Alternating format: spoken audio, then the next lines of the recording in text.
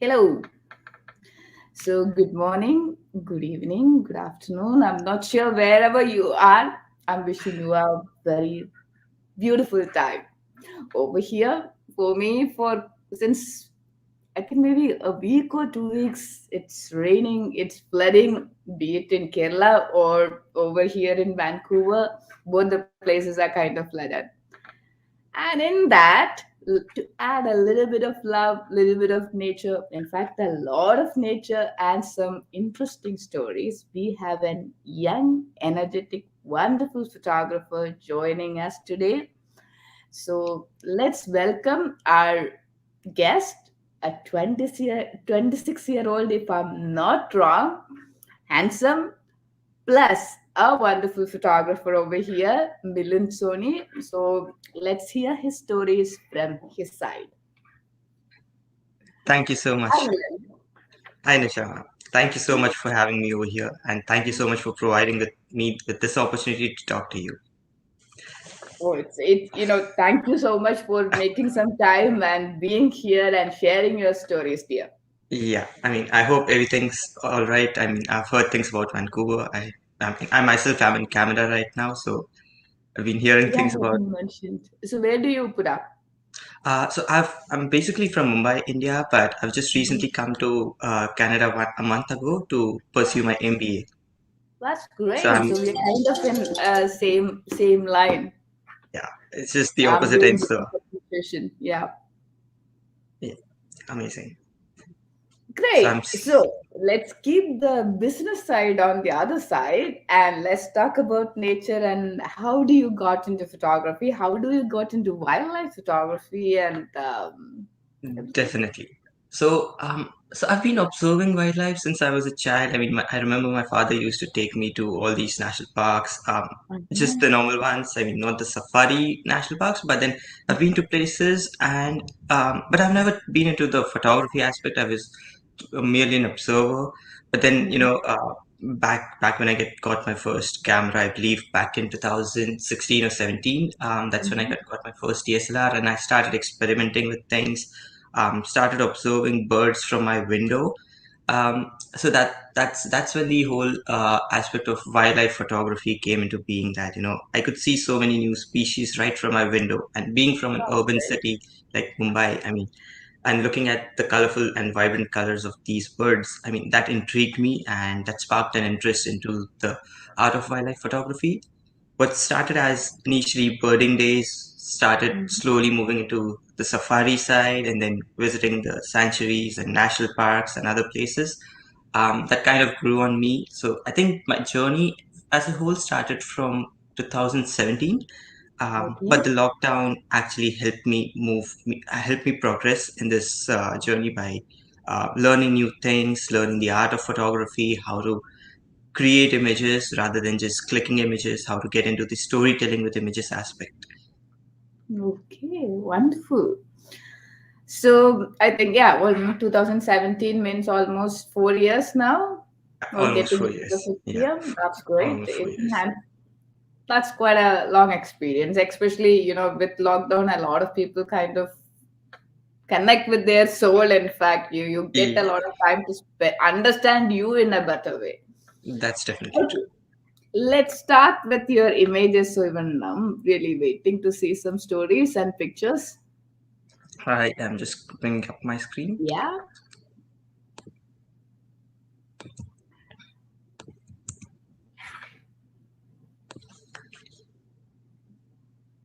So I'd like to start by I just confirm, Nisha ma'am, is the screen visible to you?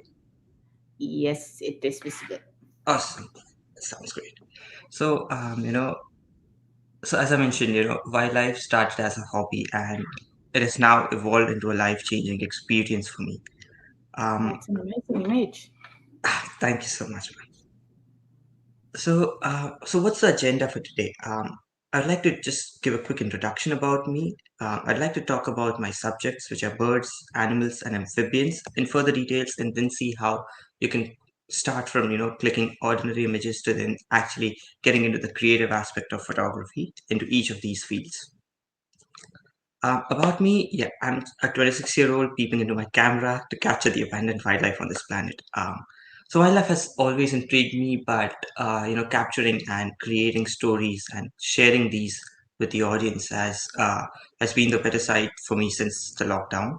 Um, I'm basically an engineer and a data science graduate who's in Canada right now to pursue my MBA. And yes, I was born in urban Mumbai, but I did fall in love with nature, and have been pursuing this passion for about 4 years now. Having said that, so some of my images have been featured by Nikon, Natgeo, Conde Nast, Incredible India, and some other platforms too. When It's it comes, wonderful. thank you. So when it comes to subjects and selecting what kind of subjects I love to shoot, I think I love to shoot all and every subject that is amazing to click. I mean, right from birds, animals to reptiles. I mean, I'm not a person who's just going for, just going for the birds or just into tiger photography. I mean, I've loved to click each of these creatures on the planet, and I love them equally. I mean, I'm just not a bit biased towards any of these. So you'll see a lot of my photos having all of these. You'll see a lot of, you'll see everything in my profile. So I'd like to start about talking with the ones that intrigued me the most and started my journey, which were the birds. So, as I mentioned, it all started from shooting birds from my backyard. Those were the most common species that I saw was maybe red-whiskered bulbuls, and parakeets, sunbirds, tailor birds, coppersmith barbets. So these were all taken during my initial days, and as I was started to learn more about them, I got to know about those birds. But what happened initially was I remember myself, peeping out from the window and just looking at some strange bird that's like not a sparrow, not a pigeon, not a crow. And I used to think that, what is this? I mean, I just don't know the name of this bird, and it's just right there outside my window. So how difficult could it be? So then I started Googling things up. I mean, what is it called? Then I used to, call my parents, like, Mom, come here, look at this bird. I've never seen this bird. And then it started to, then I started to, gain some knowledge about these birds. I mean, what are they called specifically? Where do you find them? Is it like a rare bird? Because yeah, a colorful bird, like a green bird with a red head, is like, it's colorful for me. I've never seen it. So then I started researching, and I started to read more about them by buying some books like Book Birds of Indian Subcontinent and other books. Then it, kind of intrigued me that there are 1,400 species of birds in India, and all I've ever known was like most common ones, like five or six of them. So then, it's like it opened a Pandora's box for me, and I took interest to learn more about these birds. Where are they located? What are their migration patterns? How do they come to India? What are the different places that they come to India from? And then I started visiting places. So what started as an initial interest from shooting birds from my window evolved into me actually visiting places where these birds come and migrate from. See, these are some of the common species of birds that I've photographed. Uh, so my photography skills as an enthusiast also increased, right from birding from my window to actually going to places and then clicking specific target birds or specific birds that are doing something interesting. So on the first picture we see here is an Indian ruler, quite a common bird for India, but it did have a broken beak. And going into eye level with that bird helped me get a clear and crisp background, and also the little plants on the bottom right, bottom, the purple plants add some beauty to it. Um, Definitely. The second picture is a lesser kestrel with a small kill, maybe an insect kill, and that was my first time photographing a raptor. So again, going into eye level, looking at what the bird sees is something that's always been interesting when it comes to wildlife, and it allows me to actually go down, get a clean and crisp background for the bird. The last Right. photo that we see is another very common behavior of the spot-billed duck, splashing water, flapping its wings. and these are kind of like the action shots that I like to call them, and they convey a specific behavior of the animal or the bird. So yes, it started from window birding and it evolved into me discovering a lot of new species. What started from 3 to 5 common species has I'm yet to cover all the bird species of India, but like I've covered like almost 400 new species of birds, and I can say that I know a lot of birds from Indian subcontinent. That's wonderful. And it's 4 to 5 years is still in the beginning of your journey. You have a long way to go. I'm sure you will enjoy every moment of it. Definitely. I mean, yeah, still in the nascent stage of all the aspects of photography and wildlife, but yeah, I mean, I've enjoyed every moment that I've That's good. lived.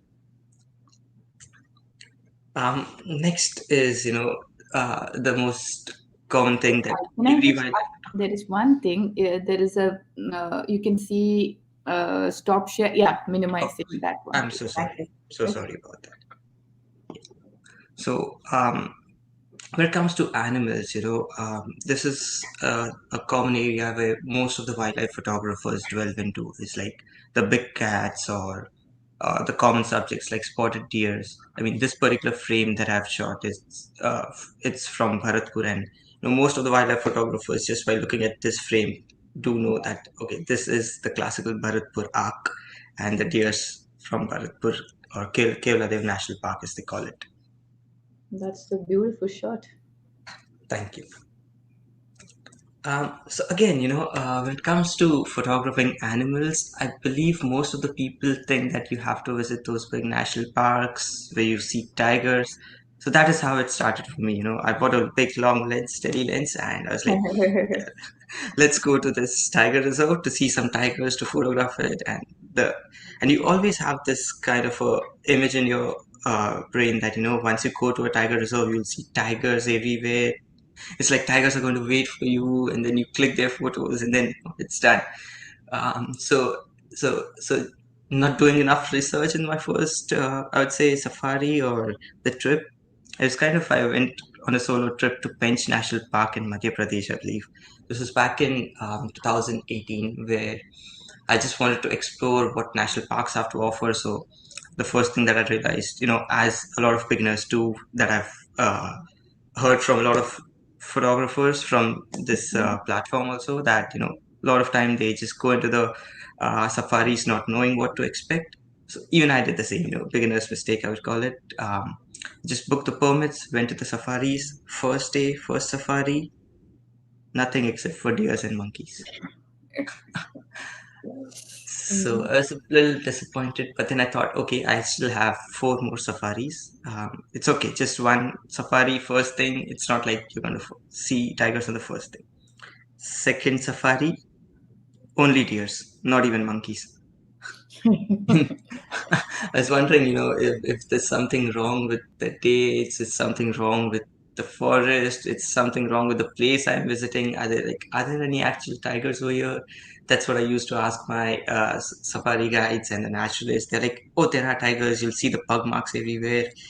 We missed them by a few minutes here and there, but it's like, okay, still keeping my hopes up. Third safari, no tigers. I did see some langurs, spotted deers, jackals, but no tigers. And I was like, I remember me calling my parents back that, you know what, I think I've made a mistake or so. There are no tigers apparently in this jungle, or they just they just fake it that there are tigers just to boost tourism. And my father was like, no, there are tigers. It just takes some time to see them, but you'll see definitely. You have stuff more safaris. It's like, okay, maybe let's give it some more time. Fourth safari, what happened was we could hear some langur calls from a distance, and when naturalists just maybe there's gonna be a tiger somewhere lurking around. So Okay. we went there, and it was a huge rush. There was like 10 to 15 vehicles uh, standing ahead of us, and there was one tiger that was about to come. As my naturalist told that, "Be quiet now. There's going to be a tiger sighting soon." So we were waiting in that place. We waited for about half an hour, and then through the bushes, we could see one tiger that was standing up.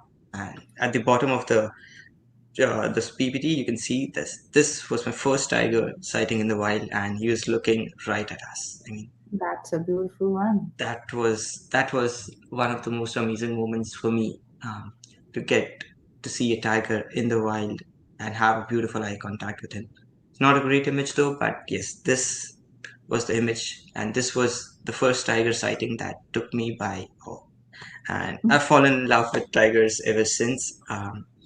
So although I've tried to capture each of the birds, reptiles, and animals equally, but Yeah. seeing a tiger in the wild still is one of the best moments to experience. Especially the first one will be very special, I can imagine. Um, Definitely. I mean, the first is like an image that you have it for all, and that's the image that you're carrying for all these years. So Yeah. the first sighting is definitely a special one. And so this is a common dilemma that a lot of photographers face, is like when they go to a jungle, what they look for is just to see a tiger in the wild, capture tigers, or get to see a tiger hunt. But that's not usually the case. I mean, you invest a lot of money, time, and efforts into going to the jungle, but it's like a disappointing experience if you don't see one. But as a photographer or as a wildlife photographer, what you have to build is get setting yourself apart from the crowd and getting into the creative aspect of photography. Um, so so when it comes to visiting national parks, what I do now is I'm not the one who's generally chasing behind the tigers. I go to chase the light. The early morning hours, like what we call it as the golden lighting hours, is what I find really useful to create some amazing images. Be it from the commonmost subjects like deers or langurs, you can get some great shots. Like on the first image that we see on the left, it Yeah. was, I believe it was late in the evening, around 5 p.m. or so, where the sun was Mm-hmm. just hitting this rhesus macaque, uh, uh, and creating this beautiful rim light effect. And when you play with your settings and your exposures correctly, you underexpose the image, and you play with your Kelvin values, you get this amazing evening effect with just the highlights of the fur of this macaque. So what I love to capture is the simpler subjects, but with Mm-hmm. some creativity. On the right, you can Absolutely. see the golden lighting effect on a black red star. That's a common bird again, but the perch and the background light just makes it look beautiful. The perch look like a mask or look like a skull. Definitely, that was my first impression, that it's kind of looking like a demonic version of something. Yeah. Yeah. So that's what I love to, go and keep my safaris for. If I'm not getting a tiger, or there are no evident signs that I'll be spotting a tiger, I would just say that, let's not chase the tigers, but let's shoot some common subjects. Let's get some good animal behavioral shots Mm-hmm. or lighting shots, and see what creativity we can do, uh, and maximize our time and efforts that we have spent. That's great. So yeah, when it comes to how it is going, so starting from my first tiger experience, I mean it's going really good. Luckily, I've been into many more tiger reserves from India, like the Ranthambore Tiger Reserve, Mm-hmm. Bandhavgarh Tiger Reserve, Bench Tiger Reserve, Kanha, and so on. So it's been a really amazing journey for me when it comes to going to tiger reserves and capturing some of the intimate moments of the tigers. So the first image that we see on the left is just a tiger walking head on towards the safari tracks, and this is some of the most common images that people try to make in their initial days, and so did I. Just trying to get a tiger look straight into the camera, walking through the safari tracks, and Not, getting that. not only in the initial days, anytime when you get an opportunity looking at you, any species walking, it's not just the tiger, any species in that matter, people still adore it. Yeah, that's definitely true. It's like you imagine these kind of images from some of the well-known photographers. I mean, I know, as when I started wildlife photography, I've been following you since 4 years, and some of the other influential figures. So head on was something that I was always wishing for, that once I should get a tiger walking towards me. And that was like an initial dream for me, to get a tiger, walk on the road, getting a head on image, being the first vehicle to see the tiger. So yeah, I do believe that it's always it's a never ending process, that you always love animals walking towards you and giving you that nice eye contact. So this is my first tiger head on, I would say. That's great. And then, I've been to other places like Nal Sarovar Bird Sanctuary, where apart from birds, you also get to see some of these beautiful Indian fox puppies. Uh, and then, the look and the innocence on their face always is like mesmerizing. Again, in the last frame, you can see how playing with lights helped me to achieve this magical setting that was captured in at Bharatpur Bird Sanctuary. Again, a bird sanctuary, but it's not always about the subject. It's about what you see the frame as, how you compose the image, and being at the right place at the right time. Yeah. So yeah, so how do you as a photographer understand your camera well, and how do you expose for your images is where it all matters. I mean, this is where you can go from taking an image to creating an image. These three images were all taken at the same place and the same time. It was about 8 a.m. or 9 a.m. at Bharatpur uh, or Keoladev National Park. You can see, just by changing the Kelvin values and underexposing the image, you can create a beautiful sunlit image to a beautiful winter look to a normally exposed image. So understanding your camera settings, the Kelvin values that you have in your camera is the key to create some amazing and dramatic images. So I've always believed that it's not about just clicking an image or showcasing the animal that is important. It is also about the composition aspect. Here you can see I've tried to follow the rule of thirds as we see it, keeping the animal at the bottom left corner and then showcasing the habitat that it is in, and then just going about changing the Kelvin values in my camera helped me achieve three different kind of looks in just one image, in just one setting.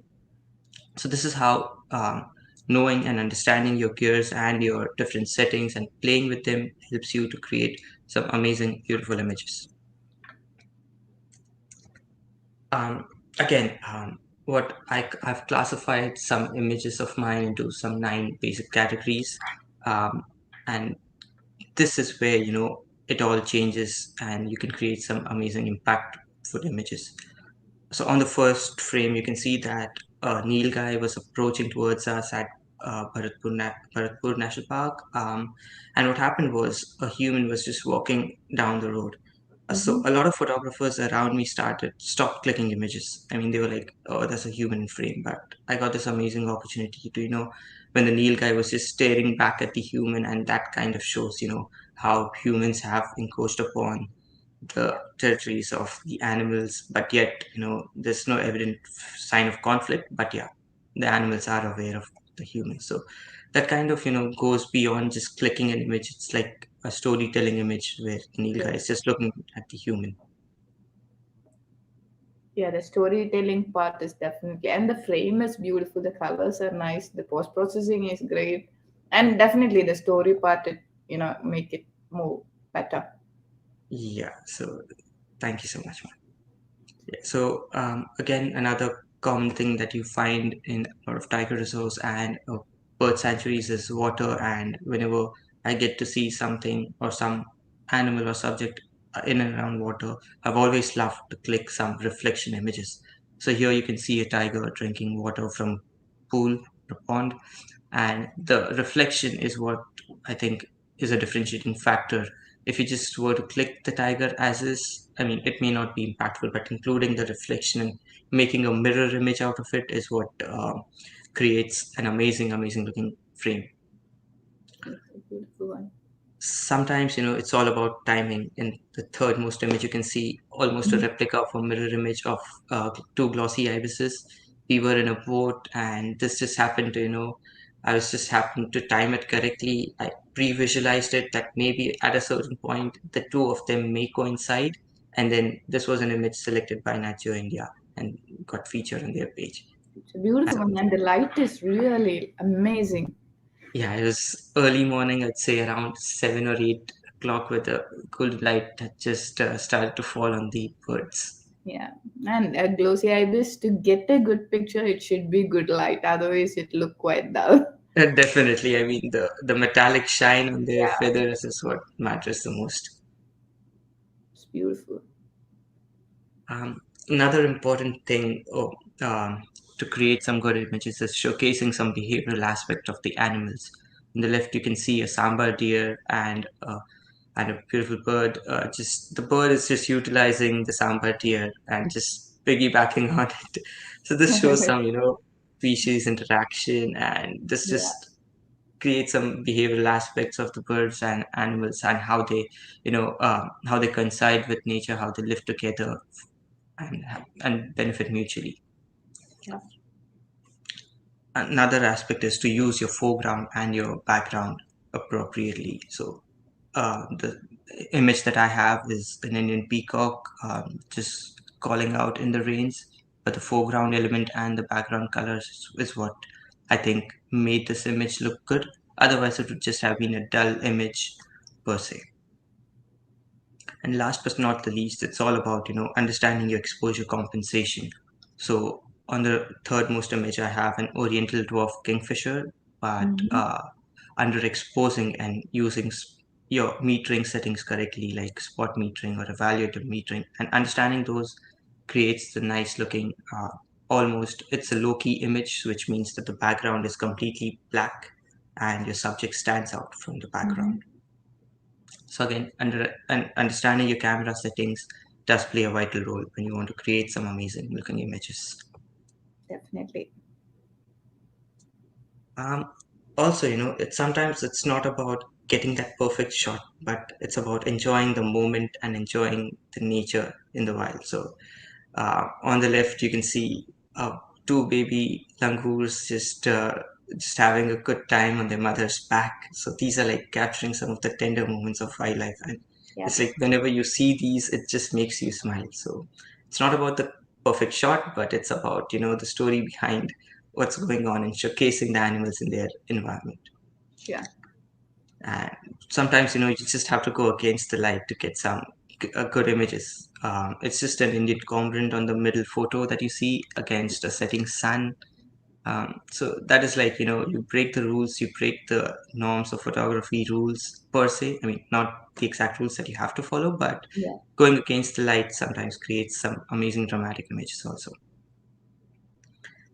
At the end, it's just being at the right place at the right time. On the third most images, if you can see, it kind of shows the Indian national flag, the saffron color in the top, the kingfisher showing the Ashoka Chakra and the greens at the bottom. So this is captured at Ranthambore National Park, where I saw this kingfisher diving into the pond multiple times, and it always came back on the same perch. So I was like, I waited for the moment, and then I saw a window of opportunity where I figured in, oh, this kind of makes like an Indian national flag. So let's try to get this bird, around the center. So this took a lot of tries, but yeah, at the end, it's just about again storytelling with your images. Yeah. Towards the end, I'd like to talk about my recently acquired hobby of shooting reptiles. So, I was not into shooting reptiles or amphibians from 2017. This was more of an acquired taste in 2021 per se.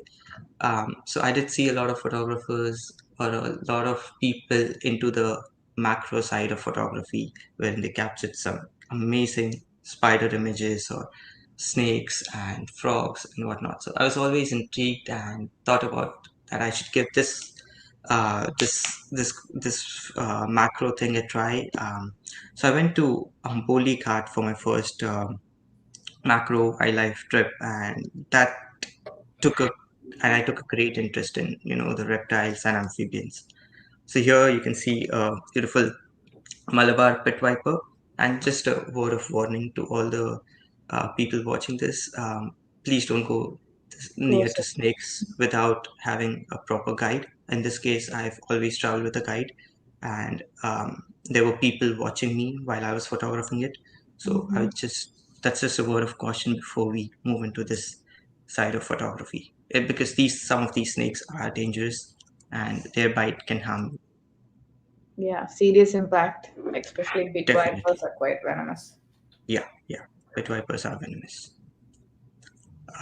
So yeah, how is it going? I mean, I've loved the experience so far. It's this a plethora of things and creative images that you can create with these snakes and reptiles and amphibians.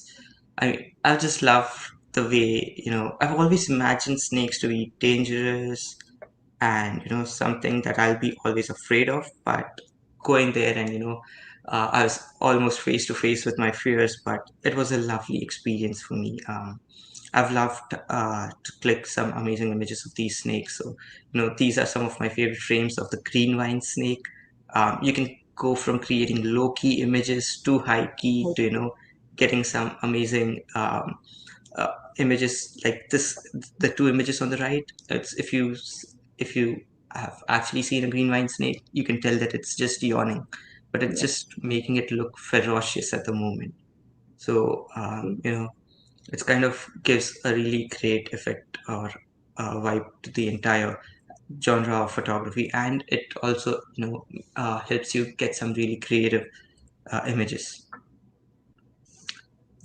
um, when it comes to shooting frogs, I mean, I was always thinking about frogs as like, yeah, they're big. I mean, they're like almost 6-7 centimeters in length. But when I went there, I've seen frogs as small as 1 centimeter, 2 centimeters, and having a macro lens just allowed me to capture the amazing details that these tiny reptile amphibians.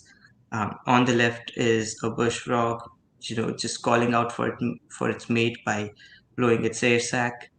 On the middle is an Amboli tiger toad, and towards the right is a gecko, a famous Bolivars gecko. So I mean, macro actually helps you to uncover an unexplored world that you see of reptiles that you never see the details. It's just the details, your eyes just miss the details, and the macro lens allows me to capture all these amazing details in them. Yeah, and I kind of feel macro is one of the toughest segment of wildlife photography. Definitely, because when it comes to shooting macro, you use a lot of external flash, you use diffusers, and the subjects are really tiny and difficult to focus on. So yeah, it is difficult. What helped me though was the fact that I had some experience in photography for 3 years. I mean, I wouldn't call it a lot as compared to you, ma'am, but So it's so not I about had, a comparison. Yeah. but I did some experience, having some experience using the camera, adjusting settings, and knowing your camera will. I think that helped me to understand macro and then get used to external flash and other things a little more easily than what would have happened if I just initially tried to get into macro. Would have been difficult because as soon as you adjust your camera settings, you also have to adjust your flash settings, or you have to understand how the subject is going to behave. Maybe Yeah. it's just a little subject that likes to hop too much, or it's a calm subject. So yeah, and then towards the end, my favorite species were the pit vipers. They are again dangerous, so please maintain your distance. But all these images have been cropped to, like, I would say 30 to 40% at the minimum, for the purpose of the presentation and also for the purpose of me staying safe while photographing them. Yeah, And that is important. yeah, definitely. I mean, pit vipers, I've been fortunate to see like two two subspecies of it, the brown morph, or the chocolate brown morph, and the green morph. So I've just been to two macro trips for now to Atamboli, but I plan to go to more macro photography trips in the long run. But this is how my journey started, and this is where it's going towards right now. Hmm. And Yeah, so that is a short presentation from my end. I would really like to thank you for this opportunity and allowing me to present. Um, It was a beautiful collection, and you really explained your journey in such a nice way, along with some spectacular images. So thank you for finding time. And we have some beautiful comments from a bunch of people. In fact, some diehard fans of you, I guess. Joy Krishna Podar and I think then who's the next one? Megan Shu. Then again, Joy, some hearts, amazing processing, waiting for Milind by, and Balakrishna, then Vimal, Joy again. I think Joy is a big fan of you. Okay, yeah, Adrian, Vimal. So a lot of people again, all beautiful comments. Wow, beautiful, excellent. Spotted deer images, sunrise, magical Bharatpur. So I think the comments are there almost on almost every picture. So good job. And I would definitely like to thank you for finding time. I know studying over here is a task. It's been yeah. It's been a difficult 1 or 2 months, just adjusting to the I know new you weather. don't get time to breathe. That's for sure. Yeah, I totally can relate it. So finding time and preparing all these things and sharing your experience, it was really amazing. And I would like to thank you on behalf of Paws Trails from my side as well as on behalf of our audience. Thank you so And wish much. you all the best. Thank you so much, Nishant. It's been an Thank you. honor to be here Pleasure is ours, and dear. lovely talking to you. Thank you so much for your time, and thank you to all the people who wished me and gave their good comments. Yeah, the last one is Aishwarya. Aishwarya. Yeah, Aishwarya asked her. Okay. All right. Yeah. All right. Okay, Okay. then. Thank you so much. Pleasure, I'll dear. see you next time. See you. Bye. Bye. So that was Milan and his amazing images and amazing stories. I'm so happy to see more and more youngsters coming into this field and sharing their experience and falling in love with nature. So in case if any of you are into photography and would love to share your experience with us and with our audience, do get in touch with us using our social media. You can either get in touch through our social media handle on Paws Trails or to my account or to Hermes account. Then we can get in touch with you. Otherwise, I'm not sure when is going to be our next session, but we will be coming up with someone else more interesting as Milind. Till then, you all please take care, stay safe, and thank you once again. Bye bye.